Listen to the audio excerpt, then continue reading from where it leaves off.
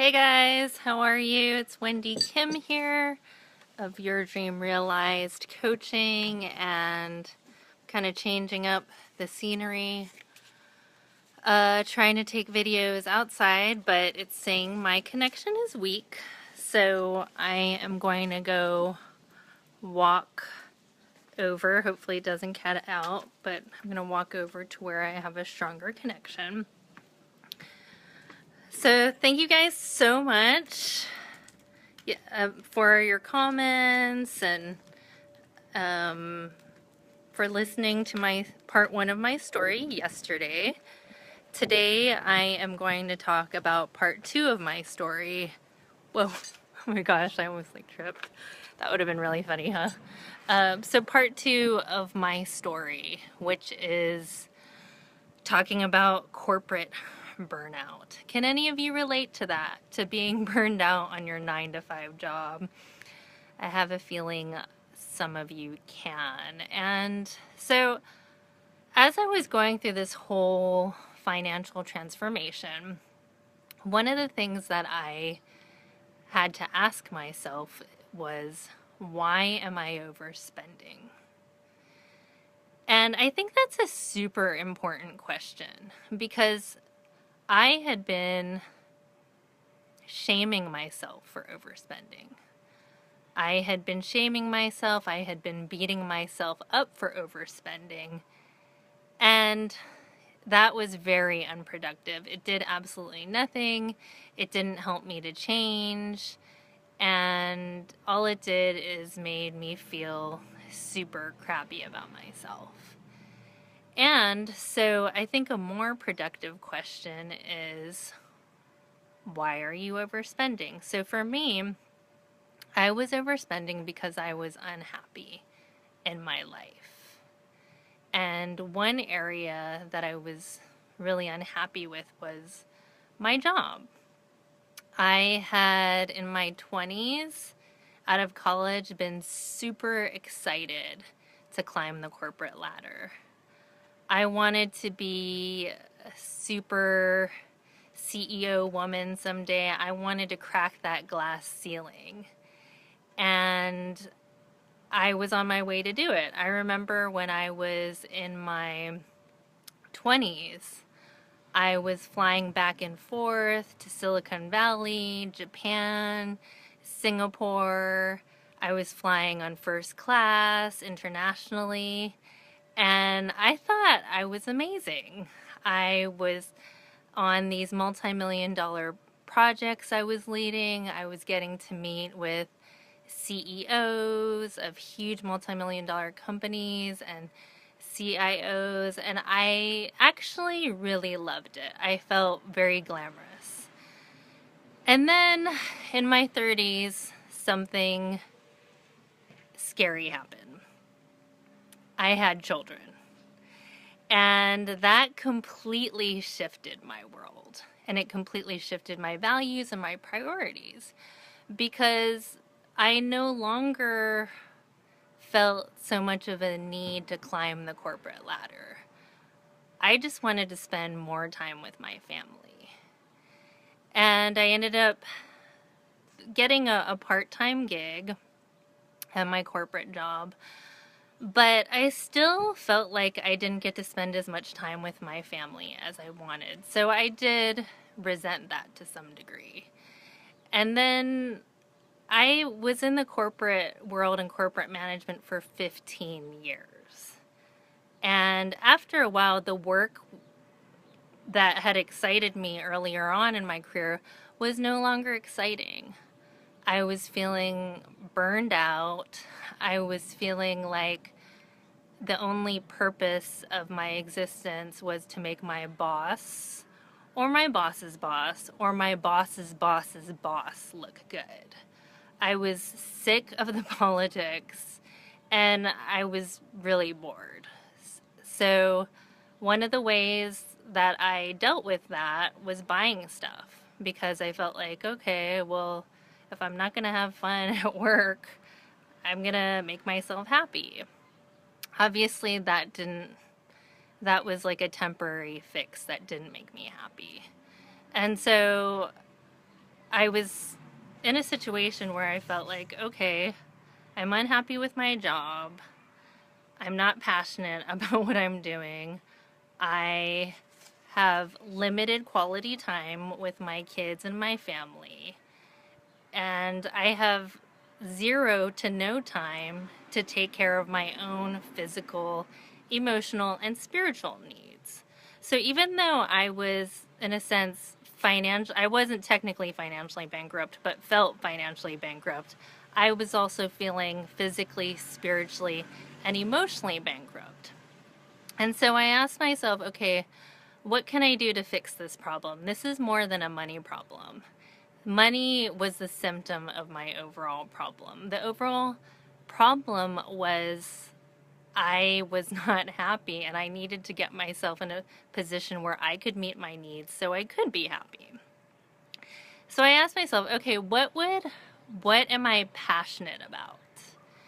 And I was passionate about helping people. And at that point, I had undergone a huge financial transformation. Friends and family were asking me how I had done this, what I was doing, and I loved it. And I loved helping people in their lives. I loved helping people think of what would meet their needs better. And so I thought, okay, maybe I can do this as a business. Maybe I can have a business where I can have a flexible schedule. I remember when I was in my corporate job, if something came up at school, or if I wanted to volunteer, or someone was sick, I would stress. I would completely stress. Okay, who's going to take care of my kids? What are they going to think if I have to be out of the office? And I had a pretty understanding boss, but I still felt super stressed because I didn't have flexibility in my schedule to volunteer or do certain things that I wanted to do with my kids. And so I needed a flexible schedule. And I needed more time to nurture myself as well, because as we know, if we're not taking care of ourselves, how can we take care of those around us? And so my solution was, okay, I need to start my own business. This will give me exactly what I need in my life to help me to have more balance, to help me to do what I'm passionate about, to help me to help other people around me. And so it was definitely a long process.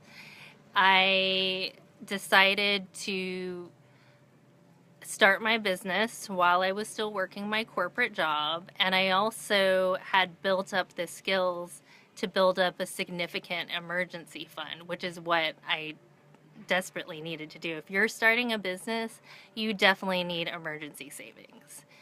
And another thing that was interesting, though, is I decided not to be a victim in my corporate job. I decided to make the best of the situation. And practically what I did was I signed up for as many trainings as I could. Leadership training, speaking, different things that I knew would help me be a great employee while I was at my company, but also would give me the skills that I would need in my new business. Another thing I decided to do was to treat everyone I worked with, my coworkers, like clients. If you've been in a 9-to-5 job or a corporate job, you understand that in a lot of cases, you're just trying to get by. You're just trying to do not everyone, but as little, in my case at that point, I was trying to do as little as possible, but still have a good work product.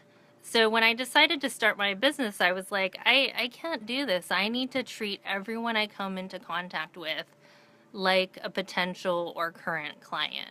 And that really helped me do amazing things while I was still at the corporation, and I didn't feel like a victim anymore. And I'll never forget the day when I decided, okay, it's time. It's time to, I've built my business up to the degree that I wanted to. I have a significant emergency savings. And I had actually planned on leaving my company in July. But in February, my son's school director contacted me. My son has ADHD. He was in first grade at the time. And she called me in. I had a meeting with her, and she said that he was really struggling in school. And she felt like he would really benefit from their part-time program. They had a part-time homeschooling program. And I realized, whoa, like I can actually have my business, make money, challenge myself, do what I love, and also really be there for my son at a time that he desperately needed me. And so I gave my resignation, and I felt such a relief to be able to be there for my child, but at the same time do what I love and take care of myself. So this is what I help people do. I help people get their money in check so they can do what they love. And if I also help people start new businesses, because I made many mistakes along the way, and I want them to be able to learn from my mistakes so that they can live out their purpose and their passion in this world. So thank you so much, guys, for letting me share my story with you, for watching.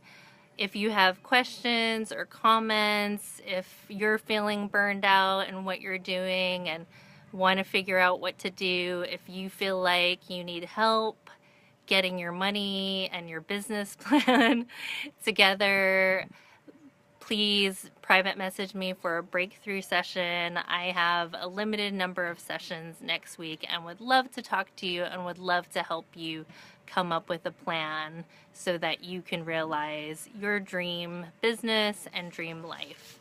Love you guys. Bye.